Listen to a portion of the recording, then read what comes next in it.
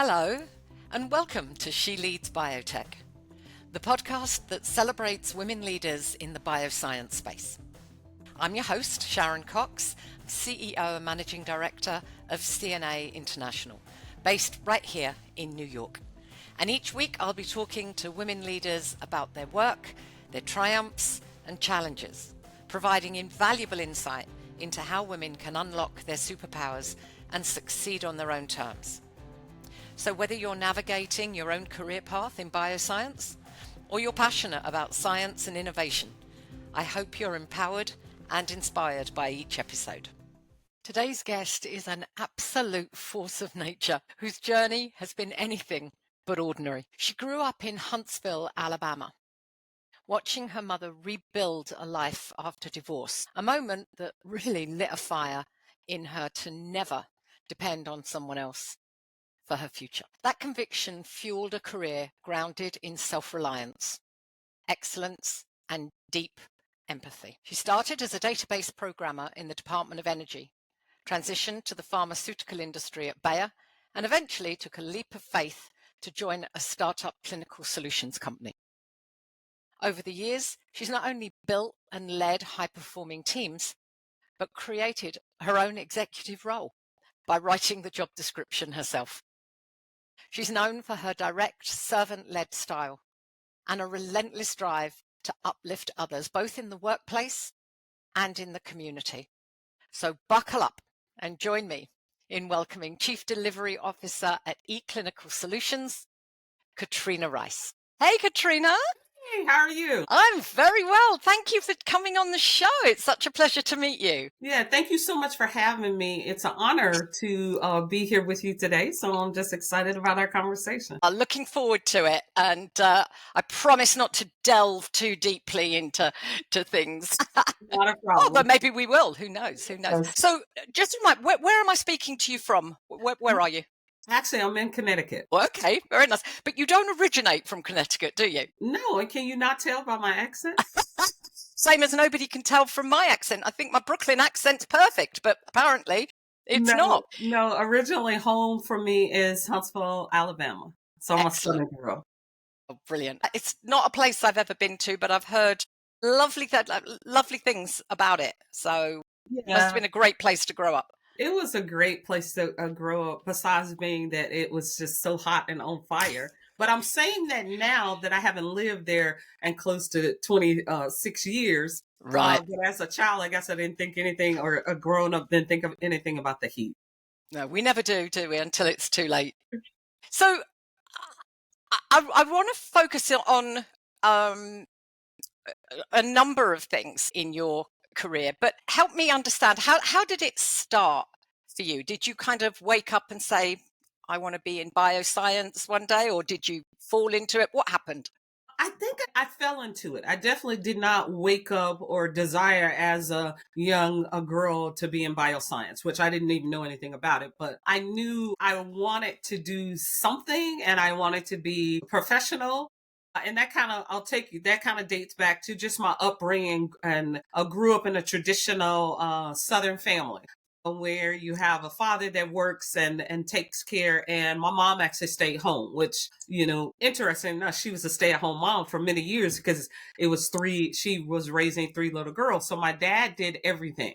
Right. He took care of us. And so that's what I saw. And then this traumatic life event happened when I was going into my senior year. My parents went through a divorce, and it was so devastating because I don't know anything else but having 2 parents that had raised and been there for us. And they went through a very difficult divorce. And at that time, my mom, after we started school, she started to work and things, but she didn't have a career because my dad did everything. But after the divorce, now she's really, even though I'm a junior going into my senior year in high school, my older sister had just graduated. My younger sister still had 3 years. We were older, but now she's got to figure out and get in, really think she's going to be on her own, and she's going to live. And for me, it was so hard to see her do that.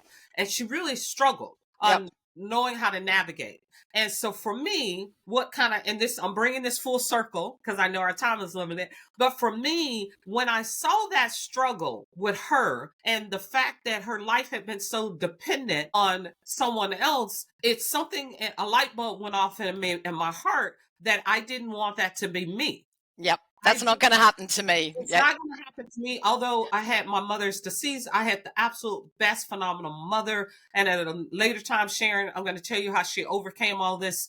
And before her death, she was on it. She was financially set when she passed away, and she got it. But it took years to do it. And I knew I couldn't do that. So Yep. my light bulb went off to say, whatever I do, I'm going to college and I have to be able to take care of myself. Because Okay. I can't have anyone dictate my destiny. So Okay. how I fell into, I just knew I needed to go to college. What I wanted to do when I got to college, I'll tell you, I really didn't know. I kind of modeled. I had the beautiful cousin. She had went to college and she was beautiful. She did everything. And I said, she majored in marketing. I said, I'm going to college and I'm going to major in marketing because that's what she did. Right. Not that I had any desire or even knew, but I knew I had to go to college. And it was just, again, love marketing, and I like to dibble and dabble, and I like putting it all together.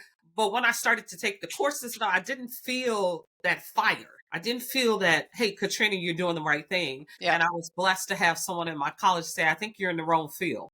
Right. I think you're a technical person, and I think you need to try some programming classes. And so you had like a technical foundation, right? That's kind of where it all started. So what was your kind of first job out of college? What did you I worked for the government. I was a programmer for a group of chemical engineers, if you know anything about that and what they did for the Department of Energy. And I was their programmer. I was their database programmer, and whatever they told me to do, create maps, databases, I just did it. And I loved it. That was my first job out, 5 years spent. And then I don't know who told me this. Somebody I can't remember said, you don't stay at your first job over 5 years. I don't know why. But anyway, after 5 years, I said, I think I need to start looking for another job. I didn't have a reason, but someone told me. It's what you got to do to progress your career. You got to progress your career. Yep. And so I started looking for jobs. And I didn't have any, besides the fact I really wanted to live in Texas because, again, it was hot, and I had an older sister who lived there, and I loved it. But I didn't get one job offer.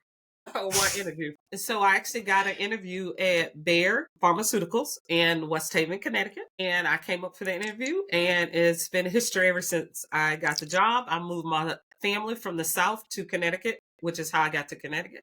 Right. And it has been nothing but a journey. So that's how I fell into the industry, and I loved it ever since. And I still do. So what did you do at Bayer?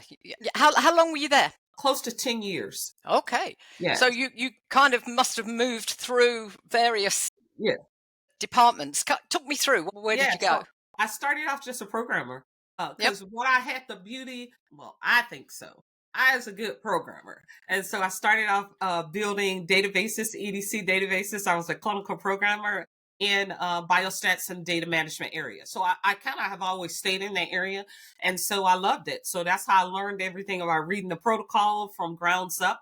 I had the best mentor who was a male. He was phenomenal. I still am very close and good friends with him now. And he really helped me push the limit on what I could do. And so spent a lot of time there. And then I actually, through my career there, actually ended up taking a leadership role and kind of moved from more of a business role to being a business IT role, where I still supported data management, but I kind of led technology and all of that. So that's kind of how my career kind of progressed from hands-on operations over to almost a business owner, kind of helping this department deploy technologies and all of that. So that's how it started. While you were making that journey through Bayer, what was that journey like for you? What challenges, if any, did you come up against? Yeah, so naturally in life is always some challenges. I would say the main thing being, even at that date, you didn't see a large amount of programmers that were women. Most of the women were data management. You didn't see programming, biostats, and you didn't see more women, and you absolutely didn't see African American women. You just didn't see a lot of that in the programming. Just kind of, I wouldn't necessarily, just kind of overcoming that, hey, you know what? You don't see women in those seats, but we're just as good. We're we're deploying, all of that was, I would say, the journey. It's just kind of the stigma that goes along who's traditionally been in those roles and Right. see someone else. I mean, a big thing for me is like, I did not graduate. I came from the South, little girl from Alabama, don't have an Ivy League degree, was a good technical. And, we can sometimes, we judge these things in people, even if we think we're not, we are. Yep. Somebody looking at my CV, you're not going to see Ivy League or whatever. You're going to see a small HBC, historical Black college and university on my degree. Great Yep. transcript, but you just don't see it. And people, regardless if we want to say it, people do look at that. So I think Sure. that was probably more of it than anything, kind of demonstrating that I know my stuff. I mean, I know just as much of you. I should be right here sitting next to you. I'm Right. not sitting behind you. I'm not trying to sit above you. I just need to sit with you. So I Right. think that's the journey. Okay. All right. So now you went to where you are currently. And what's really interesting to me about this is you said there wasn't really a role. You created the role you wanted at eClinical. Yeah. Yeah. What? How did you do that? Did you just kind of walk in and say, "Okay, here's a list of what I want to do and what job we got? What's going on?" Absolutely not. So I was at Bayer and again was not looking for a job. I thought I was going to retire. I'm going to be transparent. I'm not a job hopper. If I'm happy and I feel valued and I have financial benefits for being there to take care of my family, I don't have fit. So I thought Bayer was it. And then I had a recruiter who actually found me. Somebody actually told a recruiter, said, "Hey, you need to talk to this person." And about this new company starting a division, life sciences, their services, all this stuff, good stuff I heard about eClinical. And I said, why not just, go up, and I talked to the recruiter. Had no desire that I actually was going to join this company. But I That's guess, generally how it works. yeah, that I was going to do it. One being, I'm at a very good pharma company making a decent salary. I loved who I was working with. I love everything they were doing. And I'm going to leave that and go to a startup. Like my husband said, "Have you lost your mind? Do you know we have a little kid over here that's got to go to college somewhere? What is going on with you?" So anyway, it was just something in my heart told me it was the right decision, and my husband backed me, and I took a leap of faith, is what I'm going to call it, to leave Bayer and join eClinical.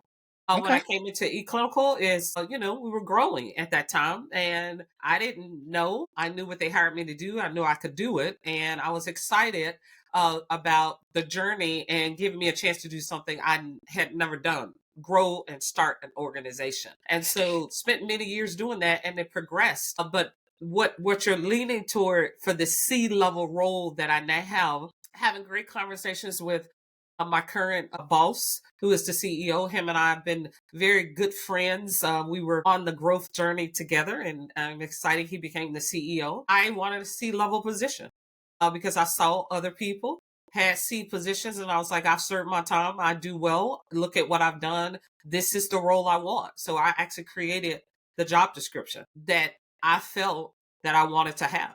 And so that's what I did. And he supported me, and he backed me with that, and he's helped me. And so that's how I became the role that I have. Okay. And I know one of the important things to you is authenticity. Yeah. I know it's a word. It's an in word at the moment that people they show up as their authentic selves, but that's something that you bring to every environment, right? To your work, your community, your faith. It's all about that. Talk to me about what that means to you. What it means to me, which took me years, and I'm still not there because I still say I'm growing. I mean, we are growing. It's just the path changes, but if you're not growing, you're not living. Yeah. And so, what it means to me is that I'm finally at the point that Katrina is good enough. I like who I am with my flaws and all. I know, as not I feel I have a lot to offer. And I have a lot to offer in a number of different ways. And so what that means to me is showing up and being who I am. And I am okay. I am okay with how I look. I am okay with what I bring. And I am okay, flaws and all. And so what that means, I think the most successful is when you can accept who you are, continue to grow and refine that. I don't agree that we stop. But I think just being who you are and accepting. That's where when we talk about diversity, we're not all meant to be alike. Why do Mm, we want a group of people and all of us look alike, think alike, and do everything alike? Well, what are you going to get from that? And yeah. so, what that means to me is that who you get is who you get. Now, of course, naturally, as being an adult, it has nothing to do. You need to make sure you fine tune that, and that may need to change a little bit depending on the setting, right? But that doesn't mean you change who you are. That just means you fine tune what you deliver to the setting that you're in. That's how I Yeah. like to describe it. And And you so kind of play to the audience that you you've play to got. the audience, right? Yeah. And what I found a lot of times, people can see right through people who are not being their true self. And Yeah. eventually self wins out. Eventually you get tired of trying to do something. And that's why I think people fail, because you've gotten tired of trying. You can't be someone else. So, hey, Katrina's good enough. I like Katrina. I love Katrina, actually.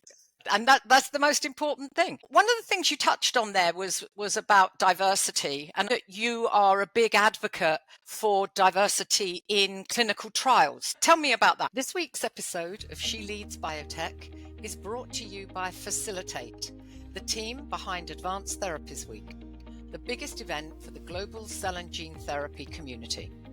Join over 2,000 leaders in San Diego, February 9th to 12th, for high-value networking, bold ideas, and real connection. Don't miss the Women in Advanced Therapies Congress, a powerful space for women and allies to share stories, insights, and support. Visit facilitate.com/Advanced Therapies Week and use She Leads 20 for 20% off your ticket. That's SHELEADS 20. See you in San Diego. So for me, and as you know, Sharron, I do not only a lot of good stuff at work, but I am a community driven person. It's very important to me because community is everything. And so for me, when I talk about diversity in clinical trials, it's because I want my community saved. I want life saving treatments for them. I want the death rate to go down in areas for hypertension, stroke, women with breast cancer. I want that to go down because that's my future. That's Yep. our future. And so until we can embrace that, we have to have this diverse groups of people who our genetics and DNA bring different things in clinical trials. How do we actually know we're doing treatments and medicines that save not one group of people's lives, everyone's life? Yep. How do we know that? And so for me, for us to get to that, and I am a huge champion of this when I'm in community settings, to say, we understand why you're nervous and why there is distrust. We cannot rewrite history, right? But we Yep. can change the path forward. And what that means is we need you to actually come into the trials. And as you know, I have a child with, sickle cell, and he's a young man now, and how important it is. I want life-saving treatments for him and my grandchildren who I don't even know what they could come into the world with. Yep. Right. So it's important for us to think about, are we saving lives in this industry? What are we doing this for? Is this for one group or two group or whatever? Or are For we doing it everybody. all for everybody? That's my feeling on it. What I imagine it's building that trust with people. What are some of the challenges that you come up against when you're trying to convince a community to be part of what their own future is, when there has been so much kind of distrust in areas? What's your approach to turning that around? So the biggest thing I do come up with, and then, I'll get to, is that people are saying, well, we just don't know. We don't get this information. Our doctors don't tell us that. And my thing is, what doctors are you going to? Like, even the doctors in our community, they're not sharing the information because they don't have it. Right. Like, when we think about who are we targeting, what centers, who are we targeting when we have information on potential trials? Is it going out to the broader? Is it going to the small practices that are in the urban or communities? Or is it going to the bigger centers that you think you're going to just only get patients? So the biggest thing, people just don't have the information because no one is telling them that. So without information, why do you think all they get is the negative information, right? Yep. Or what they don't do. What are they hearing? What they don't do. They're not hearing the positive that's happening. So a lot of times they're saying, I just don't know. When did that come up? Right. So the biggest thing that I'm hearing. And then it's all the other factors that come along with it that, well, there's no investment into me. Like, I go to my doctor, I start in 5 minutes. They don't give me an investment on what can I be doing or what the potential. So a sharing of the information that's I think one of the biggest things that I hear. And Yep. then, when I go to health fairs or go to things in the community, I don't see pharma and biotech companies there. I mean, I don't see them sponsoring events. Actually, Right. one I just saw, and I'll have to share this. I was so happy. I saw one of our big, I won't say it, but one of the big biotech companies actually was a huge sponsor of the sickle cell walk that we just had recently. And when I Yep. saw their name, I was like, oh my goodness, I'm so excited. To see this big biotech company's name as a huge sponsor, right, of this event that's happening in this small community. Yep. But I'm sure it was sickle cell there's a gene therapy treatment now that basically the first person has been cured of sickle cell, right? Absolutely not, unless you have, again, if I'm just Several saying $billion too. dollars, right? And if you have, how would people just know? Yeah. Like, if it's not pushed out. I know Right. all this stuff because I'm in this industry and I've been Yeah. a champion. So anything that has to do with it, you can believe I know it and my son know it. And my son knows it now and his doctors know it. Right. But that's because where I am. Right. If you Yeah. have You're in the know, so you know these no, things. right? Yeah.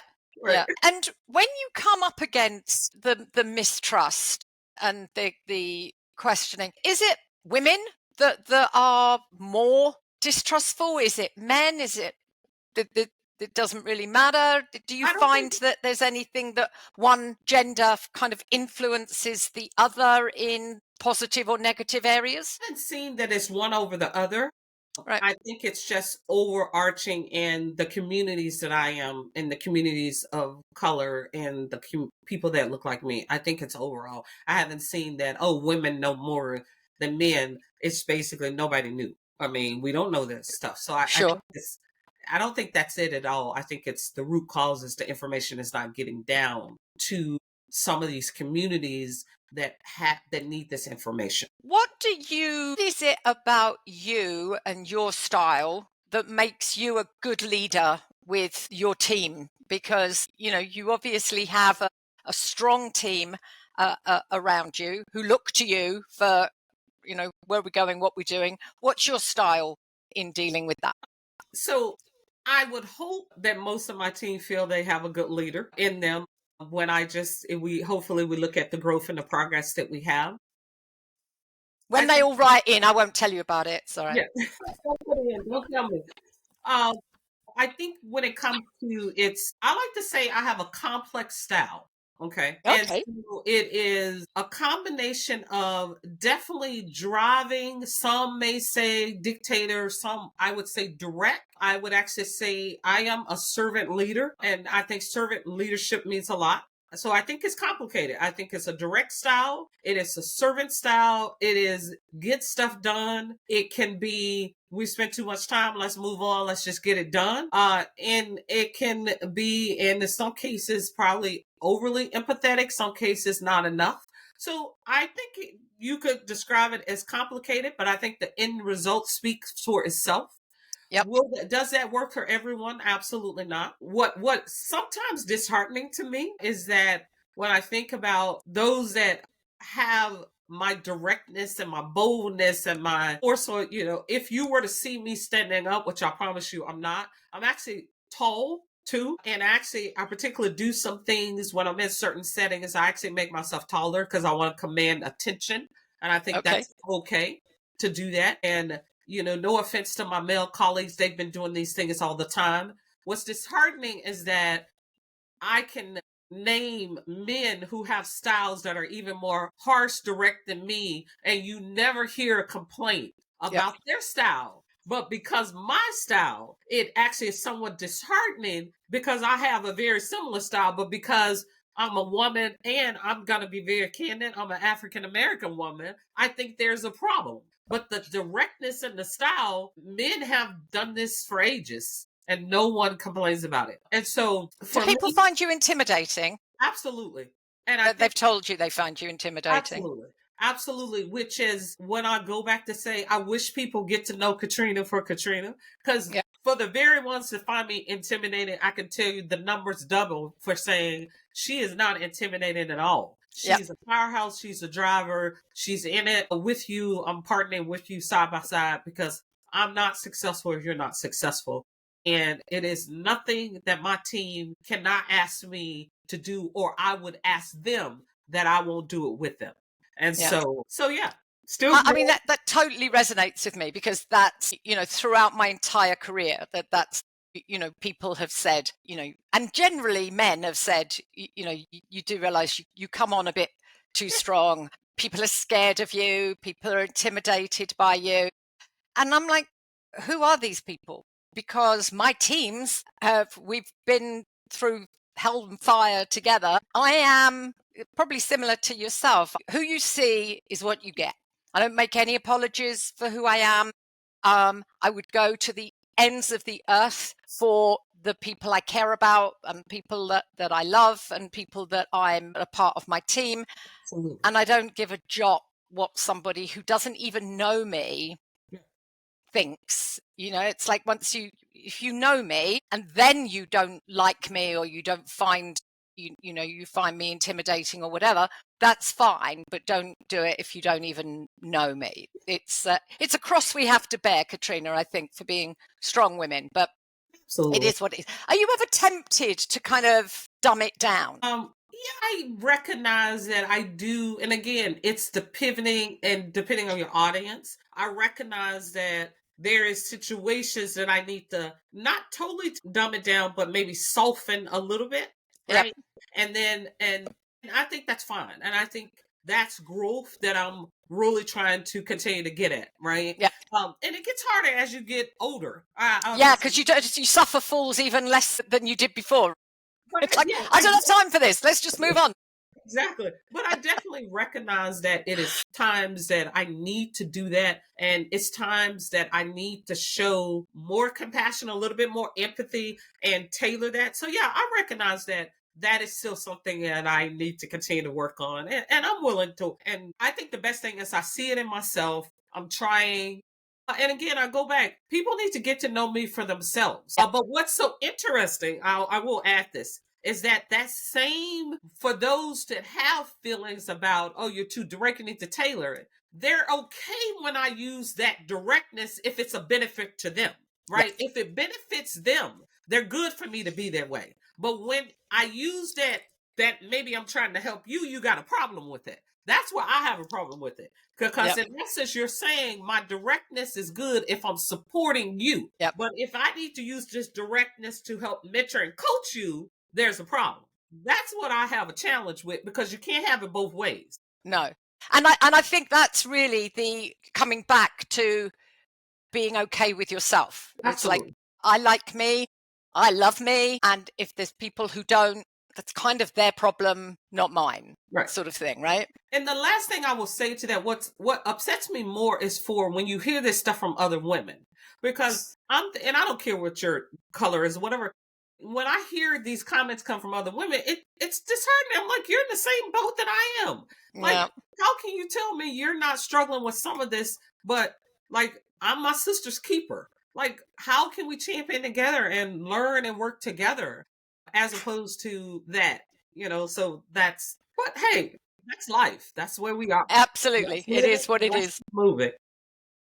So looking at the next generation of leaders, what's your thought? How do we encourage that next wave of diverse leaders, particularly in bioscience? I mean, the big part of this podcast is to celebrate women in bioscience and to, look at their successes and sort of advocate for what else can be done, particularly maybe to look at more African American women coming into the industry, or moving themselves forward in the industry. What's your thoughts on that? Yeah, so I just feel like we've made a lot of progress. We still have a lot of work to do. I think all us women that are in this industry, regardless, race or whatever, Yep. we need to tell our stories. We need to actually be okay to tell our stories to others and to coach and mentor other women and to help them grow as well. Don't think just because you've done it, you got to bring somebody else with you. So being truly sharing your lessons learned so that we can actually continue to grow. Yep. Actually, getting out here in the communities, getting out here at conferences, doing things that we pulling out so you get a platform that you stand and someone can see if she did it, I did it. You don't know, Sharron, how many times that when I'm in, especially community settings, and this has actually happened to me when I've spoken at conference, how many people that come up after the conference and say, wow, especially African American women, I see them there, it's like, wow, we never even knew there were opportunities. We're so excited to see someone that looks like us, at this platform. And it's Yep. like, what? Like, but being okay and coming out of your comfort zone. You're like, for us to tell this story and to help other women who want to do it, being okay to listen to, taking coaching and mentoring from others. Because this next generation, and I have one that's in this generation, sometimes they don't want to listen. They they already have their own way they think it needs to be done. But I can tell you some of us, I'm going to say more seasoned and spirited women, such as yourself, we can offer you some good advice on how to move forward. I'm excited that I'm seeing the progress. I love when I see an article and I see a new woman leader, regardless of her role. I get excited about it.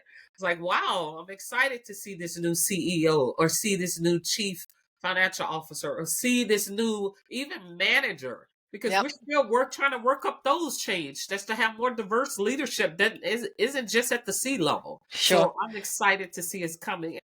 I think one thing definitely for African American women is don't stop. Don't get discouraged. Don't be afraid to be who you are. Don't be afraid to show up. Like, look at me.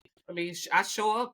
They laugh at me because I always put on crazy glasses because I like it. I can't see and I want to look cute. So I'm going to wear crazy glasses. Show up your authentic self.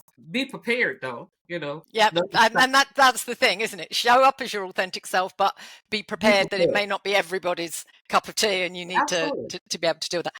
A big part of our audience are undergraduates, people who are studying STEM, people who are in biomedical courses, a little bit nervous at the moment as to what the future is going to hold for them. What would your advice be to those people who are studying the sector right now and don't know where they're looking to go next? So I definitely have empathy and can understand why people are concerned on what is the future going to look like. What I'm most excited about is that we know research and the needs of saving lives is not going to change. That may look different, the shape of it, but we're going to need those expertise. Don't stop when it comes to your education and your training. What it may look like is that the roles you traditionally may have thought you would have got, those roles are going to look different. But the knowledge and the science behind it is not going to go away. How we get at it. So I would tell anyone, hold firm to what you really want to do. I also think most successful people are doing the thing or they're studying what's passionate for them. So hold firm. What that looks like, I think is going to look different, and be okay to start to, like, I would actually start recommending to think about what you're studying, what you want to do. Like, start mapping out what your job would look like. I don't know what the title in a company may look like, but I would say stay the course. And don't be so focused on what the job title is. Explore all the avenues and absolutely. Even if you think it's a bit like going into women, we know about these things. You go in to look to buy a dress and you see the dress on the hanger and you think, oh, good, no, that's going to look awful on me. Right. And somebody persuades you to try it on and it's like just perfect. I think that's that approach with jobs. Don't think about what it's called. Go check it out and see what the real inside is once you've tried it on. Absolutely, because what is called can be, in this industry, we change titles, we have abbreviations, and from when I started, and it's a new title for it, and it's the same thing, all right? Because we just do that. The industry overall. So I would say, don't, the title may look different. Where you thought you may be sitting in the company may be different, but the outcome of probably what you still want to, your passion and be, will probably still be achieved. It's just going to look different. Yeah. And the fix on the prize, that is the saving of lives. That's really Absolutely. what people come into this sector to do, That's what is they want. to help people live longer, live better, and all those other things. And yes, and the other thing I will just ask for, it doesn't stop at your 9 to 5 and your professional. I really like to encourage what we need to do needs to extend to our communities. You need to find ways that you can take what you're doing and pulling in or sharing information back in your communities, because Yep. actually it all comes together. So it Yep. doesn't stop just, okay, I'm this role. And I Right. think that we tend to forget, that it extends out. Yep. Because it's It so becomes much who of a you blending. are, right? It's so much blending of our professional, our personal, our all of it is blended. I really Yep. see no difference a lot. Like I go from one thing in a day sometimes to the other. One thing I'm at, if I get invited, I have the luxury, I'll go to a school, a community event, and read books for the little kids. Okay. In the middle of the day, because I have that flexible, but it didn't stop. And then I come back, I'm on a call. But I Yep. maybe read a little book to the school kids to talk about health and taking care of yourself, or elderly parents. It all blends together. Don't we want those leaders? These are future leaders. So Yep. if they see me and it's like, wow. And then they always, everybody wants to know, what do you do? Oh, what is it giving me a platform to tell these people what I do? Absolutely. Excellent. Well, listen, Katrina, I just want to thank you so much for it's been an enjoyable, honest conversation. You most certainly are a very authentic person. I see a lot of myself in you, in your thought process. So I totally get it. And I think that the work that you're doing out in your community and the things that you're looking at to what's the word I'm looking for? The way that you're looking to bring communities together, that's so important, particularly in these times, is really incredible. So thank you so much for coming along and telling your story. And I wish you continued success in whatever you're looking to do. Thank you so much, Sharron, for having me and just having this engaging conversation. Yeah, we can have follow-up more. Have a great weekend. Thank you so much. Take care. Take care. Well, that's it for today's episode. Thank you so much for listening. She Leads Biotech is brought to you by CNA International USA, a woman-owned boutique search firm based in New York. If you're looking to hire talent for your company or want support in achieving your career goals, please reach out to me at contact@cnaint.com. I hope you enjoyed this conversation. And remember, the success of every woman should be an inspiration to another. So don't be afraid to share yours. Thanks again for listening. Until next time.